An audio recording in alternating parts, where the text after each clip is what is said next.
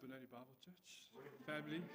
I miss you guys. It's been very different in Zambia. Love it being there. It's hot and ah, just wanted to.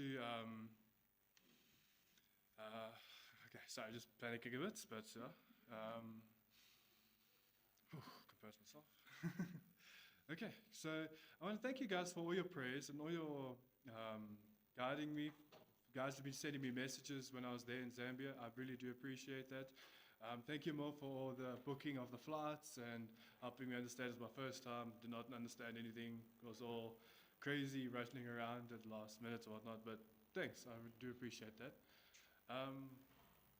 So my trip in Zambia was. I learned a lot with the. Let me get my notes. This might help. Okay.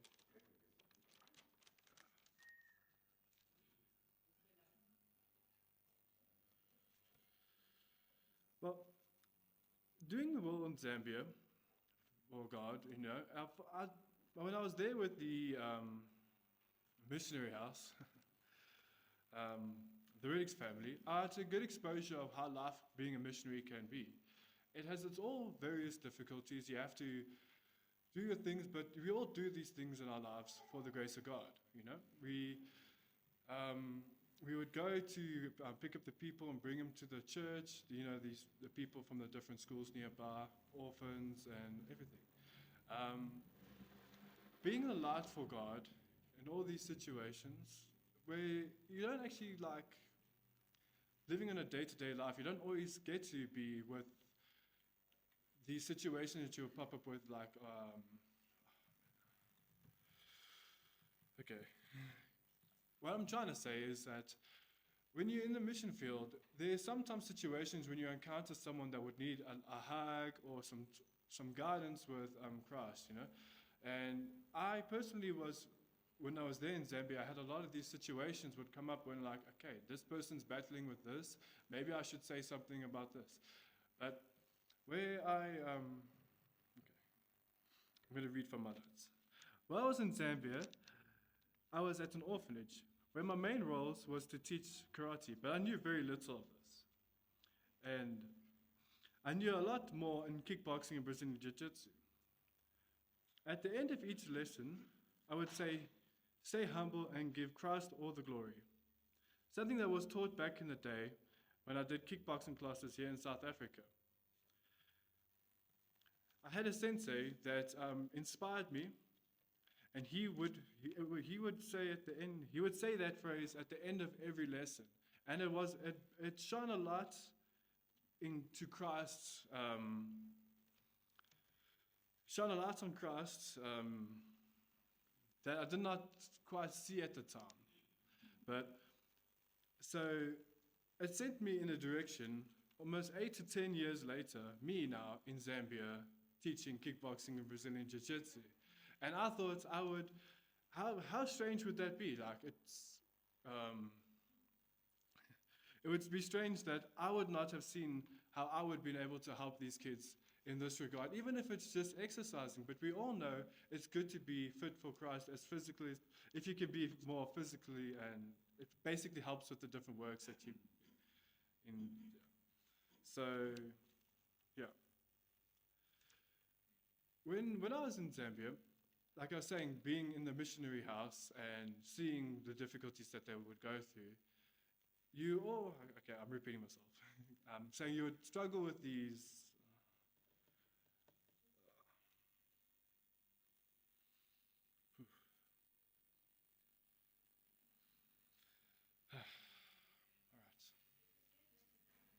So I'm trying, guys. I'm trying. I have stage fright. This is very difficult for me. Okay. Well, when I was here in Zambia, being there, it was mostly like a farm. Mostly every place is farm-like because it's very difficult to get things there. It's very far, like 2 hours drive to the nearest place. So people mostly lived off the land. So while I was there, I happened to come across a lot of different animals. Like it was from horses to dogs to strange animals, like all sorts, monkeys, bush babies, and all sorts. But There was one animal that stuck out in particular, and I used to call him Bossy Bill because it was a crow. It was a crow that would wander up to you and untie your shoelaces just because it can. Like, he would do that, and he would basically run off and then do all these crazy things. And I was like, I actually love Bill. If I should have maybe sent a picture to the people to place it on, but seeing that now. But I had a lot of good time with the things. I was doing all sorts of chores and all sorts of things that I can assist wherever I can, like be it helping out with the horses, the stables and stuff. I was basically making myself available to help any way I can with the Riddick family, as anything. Would it be helping with the mundane things to all sorts? But yeah, so I had a lot of different adventures there, like being there.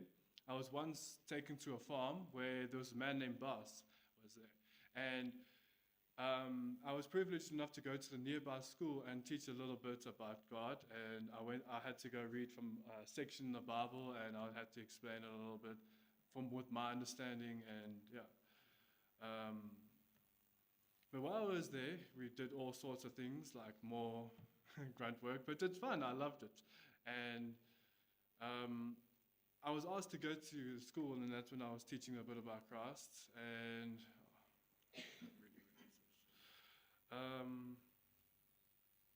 but being with all the kids in Zambia, trying to be the light was like my main goal, trying to always point them towards Jesus, where it would be in the missionary field.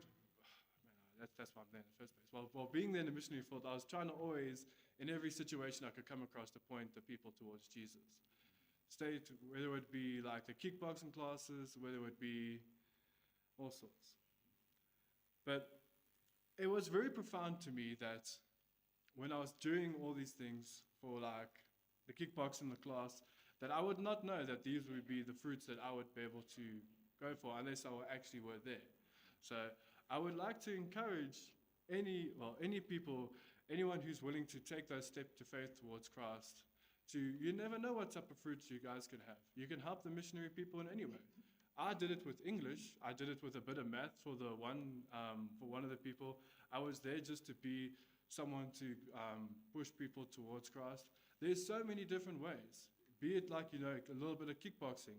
There were classes there that had no teacher for months, and not anyone could just know these things, but if you put yourself available out there, you learn these things. There's just so much that you can aid with, and that's what I was exposed to most of the time, seeing that there was just so much we can offer the people in our ways, and I thought it was strange that that the Lord would use something that I did almost 10 years ago and then put it in, and it was just basically being willing to obey the Lord in any way that you can, and sometimes it's difficult being up on a podium talking to a bunch of people, panicking and all that stuff, but yeah. Sometimes you must endure some hardship for the Lord. Seeing how these people, the Riddick family there in Zambia, they also had to battle their own ways because it was culture shock. I learned that I had a twice fault. I was in Zambia and also was in a American household, which was very strange, like no Afrikaans at all. So when you want to say a nice Afrikaans quip, it's very it falls on deaf ears. So you don't be like, oh man, but it was good. Oh, well, they did know what a porky was, which that actually shook me, and I was like, wow, they don't know. They know that, but yeah. Anywho, no, they call that, what did they call that? They don't call it boerewors. I think they just call it sausage, yes, just sausage. And I thought that would be more like a rational. But while I was there in Zambia, I saw all sorts of people, be it German people. I had a lady that was Juliet, and she was just there taking a Bible, going to the orphans, and just reading out to them from the Bible. And that was what she was doing. And she had such love from the people that she would always just go back there. And then I saw people from Italy. He was Pastor Chris, and he would come during one of the camp services that we did. Because you see, I was privileged to take part of a camp that was there where I was like an invigilator. I was coming up with games, doing score taking, and all sorts. That was when you had the camp. Yeah.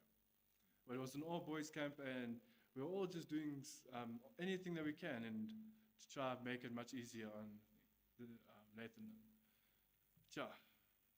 So what I'm trying to say is that even though a person like me that tries to figure out where you can be used, when you are there and you can just find a way to serve however you can, be it be it anything possible, and you will see there's a need for it in any sort of way. Even if you had to grab a shovel and dig a hole, there is also aid in that. So you don't have to be intellectually understanding, good at speaking to people, but yeah. It was a good experience, and it was very enlightening for me. Like, I learned a very good lesson about love there. Love endures long. I think it's in Second Corinthians, verse 13 to 15. And I read this profound part about what are all these good works if you have no love. If you have no love for the people, you can't. It is like you're banging Christ in the ears, but it's not going to land on them right. But that's what I learned with Juliet, because she had a profound love, and she did not have any of the skills, but she would constantly be there. Her second time there in Zambia, always just going to go talk to the orphans, and yeah, it was good to be that light towards Christ, being out there in a dark world. You could aid wherever you can. Be that light for the people. It was a good experience. Farm life, very different from all the things, but I really did enjoy it. So I just want to again thank you guys for all your prayers. You guys kept me strong there, hearing that you guys were busy supporting me all the way through. I happened to come out quite unscathed, so thanks for your guys' prayers. And yeah, I would just like to say thanks again for all the support and everything.